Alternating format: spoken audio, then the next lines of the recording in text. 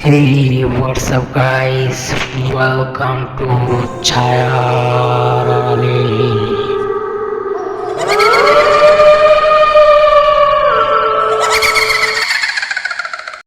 হেই WhatsApp, আমি মোহাম্মদ ফারুক হোসেন ছায়া আড়ালে চ্যানেল থেকে আপনাদের মাঝে আবার নতুন একটি ভূতের গল্প নিয়ে হাজির হয়েছি। চলুন শুরু করা যাক।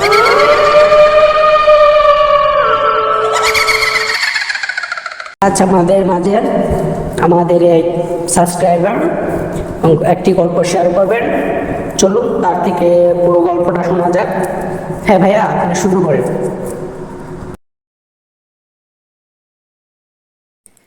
আজ আমি আপনাদের মাঝে যে গল্পটি শেয়ার করতে যাচ্ছি তা পুরোটাই আমার জীবনের সাথে মিলে গেছে। তো আপনারা সামনে দিয়ে শুনুন, যা আমার জীবনে ঘটে যাওয়া গল্পটি একটি করুণ ভূতের গল্প, বা আপনারা কাহিনীও বলতে পারেন। চলুন শুরু করা যাক। আমার বয়স যখন 10 বছর, তখন আমি গ্রামের বাড়ি থেকে শহরের বাড়ি চলে এসেছি। আসার পর আমি শহরে বড় হয়েছি। প্রায় এখন আমি ক্লাস 10-এ পড়ি। আমি যখন ক্লাস 8-এ পড়ি তখন আমি আমার গ্রামের বাড়ি গিয়েছিলাম। গ্রামের বাড়িটি ছিল পুরনো, মানে গ্রামের বাড়িতে কেউ থাকতো না, আমরা পুরো পরিবার গ্রাম থেকে চলে এসেছিলাম।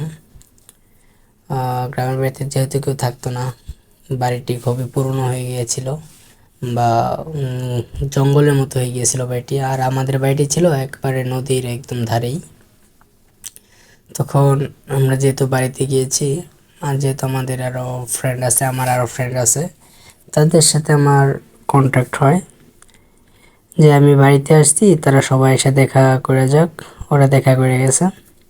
ওদের সাথে মিট হওয়ার পর আমি, মনে করেন না, যেহেতু সকালে গেছি, বিকালে তো খেলাধুলা করতে হবে, যেহেতু হঠাৎ করে বাড়িতে গেছি, ছোটোবেলার বন্ধুর সাথে দেখা হয়েছে, খেলাধুলা করছি। ওদের সাথে খেলাধুলা করার পর ওরা আমাকে সন্ধ্যার আগে একটি ভয়ঙ্কর কুটির বাড়ি, মানে বলতে পারেন যে আগে বাড়িটি একটি বড় লোকের একটি বাড়ি ছিল, মানে জমিদার বাড়ি বললেও পারেন। ওরা জমিদার বাড়ির দিকে আমাকে নিয়ে গিয়েছিল। বলছে, দোস্ত, বাড়িটি খুবই সুন্দর, ভিতর দিয়ে তুই দেখতে পাবি। যেহেতু শহরে থাকিস, সেরকম বাড়ি হয়তো বা আগে দেখার সৌভাগ্য হয়নি তোর। তখন আমি গিয়েছিলাম বাড়িটি দেখার জন্য।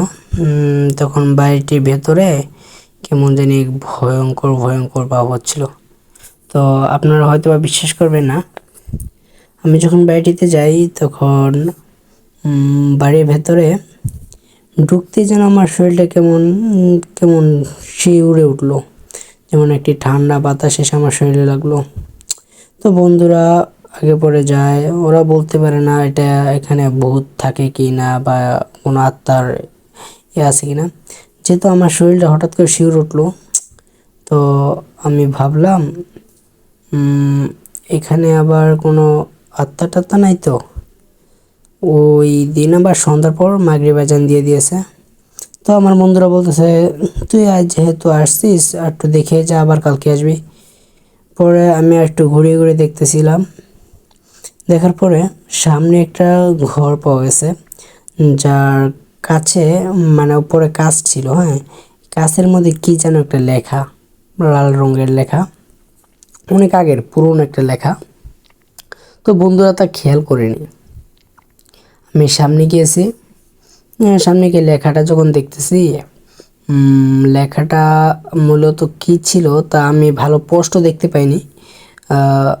ওই লেখাটা এরকম ভয়ঙ্করভাবে লেখা ছিল, যেমন আত্মা এমন একটা ভাব ছিল, এমন একটা লেখা ছিল।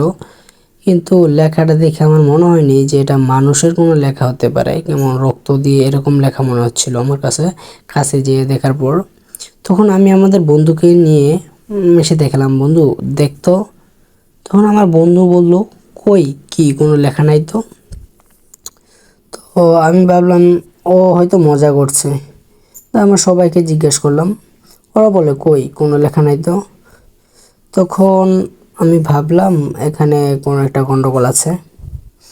তারপর আমি এখান থেকে চলে আসলাম। আসার পর আমার পাশে বাড়ির এক দাদা যান ছিল, ওনার সাথে কথা বললাম, দাদা ওই যে ওই এই মাঠের পাশে যে বাড়িটা ছিল, জমিদার বাড়ির মতো, এই বাড়ির কোনো ঘটনা আছে? দাদা বলল, কেন, তুই কি ওই বাড়িতে গিয়েছিলি? হ্যাঁ। পরে আমি বললাম, হ্যাঁ দাদা, আমি ওই বাড়িতে গিয়েছিলাম। ওই বাড়িতে যাওয়ার পর মনে করেন দেখতে পেলাম আমি এইখানে একটা লেখা ছিল যে আত্মার মতো, কিন্তু আমি আমার বন্ধুদের দেখাচ্ছি কিন্তু ওরা দেখছে না। মনে হচ্ছে লেখাটা শুধু আমার চোখে ভাসছে, না ওরা মজা করছে, এটা বুঝতে পারলাম না। তখন দাদা যান বলল, ওই বাড়িতে আর যাস না, ওই বাড়িতে আত্মার বসবাস আছে, আর তোর বন্ধুদেরও বলে দিস না যাইতে বাড়িতে। তখন আমি বললাম, কেমনে, এই আত্মা আত্মা টাত্মা বলে তো কিছু হয় না। তখন দাদা বললো, চুপ কর শয়তান, আত্মা বলে কিছু আছে। তো আমি বললাম, সত্যি আত্মা বলে কিছু আছে? পরে বলে, তোকে নিষেধ, আমার দাদা বলে, তোকে নিষেধ করছি না ওই বাড়িতে যেতে, তুই আর যাবি না। আমি আচ্ছা, দাদাকে বললাম, আচ্ছা আমি আর যাবো না, তুমি এর ঘটনাটা খুলে বলো।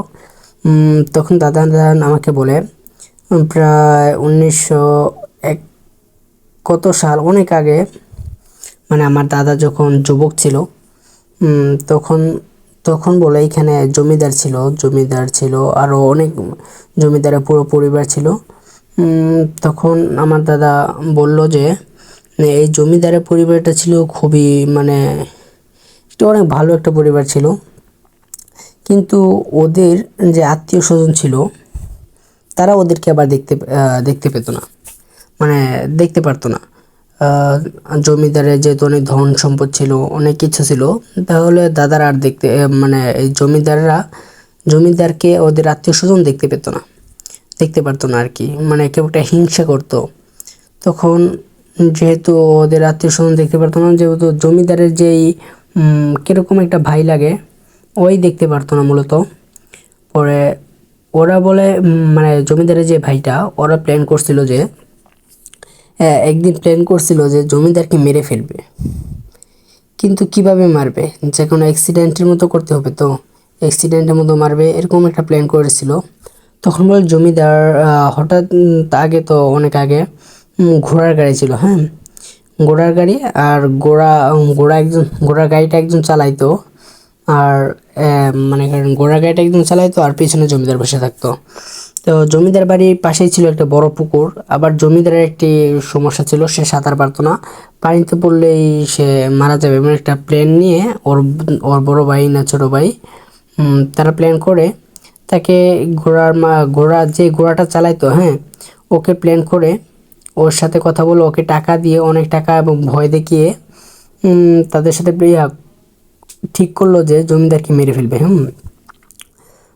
তারপর জমিদার যখন এই গাড়িটিতে উঠে এক জায়গায় রওনা দিচ্ছিল, ঠিক তখনই ওই লোকটা, মানে যে ঘোড়া চালক, উনি পানিতে নিয়ে ফেলে দেয় ওকে, হ্যাঁ, জমিদারকে ফেলে দেয়। তখন জমিদারকে ফেলে দেওয়ার পর, মানে একটি জঙ্গলের ধারে নিয়ে পানিতে গিয়ে ফেলে দেয়। জমিদারকে ফেলে দেওয়ার পর জমিদার সাঁতার পারছে না, নদীর ছিল অনেক গভীর, সাঁতার পারছে না সে। তখন ওইখান থেকে উঠিয়ে, মানে ঘোড়াটা চালাইতেছিল, ওই মায়া দয়া দেখিয়ে উঠায় নিয়ে আবার ইয়াতে আসলো, হ্যাঁ, এই যে জমিদার বাড়িতে নিয়ে আসলো। তখন ওর যে দাদা, মানে ওর ভাই আবার ঘোড়া চালাইতো, মানে ওকে বলছিল, তুমি ওকে কেন বাঁচালে? তখন বলছিল উনি বাঁচাইতে বলছে, যেহেতু উনি কাছে এসে পড়ছিল, একেবারে কাছে এসে পড়ছে, উনি বাইচা যেহেতু আমটা নেই, তাই আমি একটু সাহায্য করছি, নয়তো উনি আবার মনে করতো আমি ইচ্ছা করে করছি, তাই অনেকে একটু সাহায্য করছি। পরে আবার বলছে, তুমি যা করছোই, কিন্তু রাজাকে, মানে জমিদারকে কিছু বলো না। তখন ঘোড়া চালাইতো, উনি বলছে, হ্যাঁ আমি বলবো না, চিন্তা করেন না আপনি। পরে উনি বলে নাই। পরে জমিদারকে, ওদের তো মারতেই হবে তাই না, বড় ভাই যেহেতু প্ল্যান করছে, বড় ভাইয়ের ছোট ভাই পাড়া প্রতিবেশী, ওকে মেরে ওর মানে যত সম্পদ আছে তা লুটে নেবে। তারপর ওকে মেরে ফেলার জন্য ওর খাবারে বিষ মিশিয়েছিল। তারপর এই খাবারটা ও খায়নি। এই খাবারটা যে সময় ওকে দেওয়া হয়েছিল, তো জমিদার একটা কুকুর ছিল, সুন্দর একটা কুকুর ছিল। জমিদারের কুকুরটি যখন জমিদার খেতে বসে, তখন ওর কুকুরটি একবারে কাছে এসেছিল, কিন্তু জমিদারের কুকুরটিকে খেতে দেওয়ার মতো কিছু ছিল না ওই টাইমে কাছে, তাই জমিদারের কাছ থেকে একটু খাবার ওকে দেয়। এবং জমিদারও খাবারটি খায়। তখন দুইজন মিলে খাবারটি খাওয়ার পর ওরা দুইজনে, কুকুরও মরে এবং জমিদারও মরে যায়। মরে যাওয়ার পরে এই কুকুর এবং জমিদার, এই দুইজন মারা যায়। ওদের আত্মা ও জমিদার বাড়িতে এখন মাঝে মাঝে দেখা যায়। তো এই ছিল আমাদের আজকের গল্প। আমাদের এক সাবস্ক্রাইবার আমাদের মাঝে গল্পটি শেয়ার করেছেন, ওনার জীবনে ঘটে যাওয়া একটি সুন্দর একটি গল্প। যাদের যাদের ভিডিওটি ভালো লেগেছেন তারা সাবস্ক্রাইব করুন এবং পাশে থাকা বেল আইকনটি অন করে দিন এবং ভিডিওটি ভালো লাগলে একটা লাইক করে দিন। ধন্যবাদ সবাইকে।